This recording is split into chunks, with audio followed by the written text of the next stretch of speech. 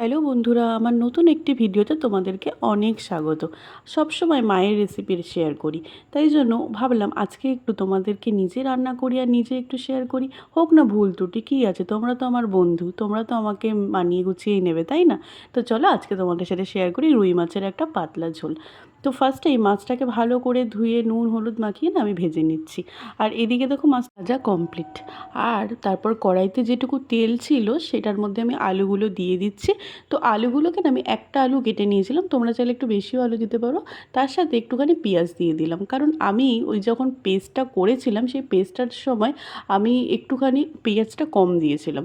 ওখানে হাফ পেঁয়াজ দেওয়া ছিল, তাই জন্য আমি এখানে একটুখানি হাফ পেঁয়াজ দিয়ে দিলাম। তারপরে একটু হলুদ গুঁড়ো, জিরে গুঁড়ো, আর তারপর যে মশলাটা করেছিলাম না, মানে ওই আদা, কাঁচা লঙ্কা আর একটুখানি পেঁয়াজ, ওই পেস্টটাকে আমি দিয়ে দিয়েছি।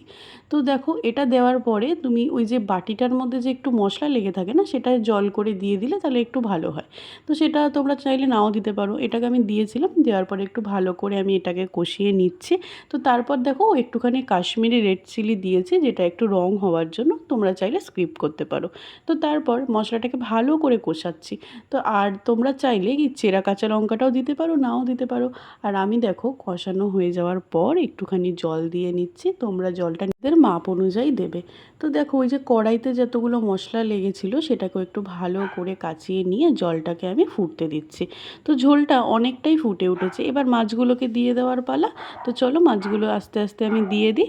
আর এদিকে না একটা মাছের মাথাও ছিল, সেটাকেও আমি আর ওয়েস্ট করিনি, সেটাকেও এর মধ্যে দিয়ে দিয়েছিলাম।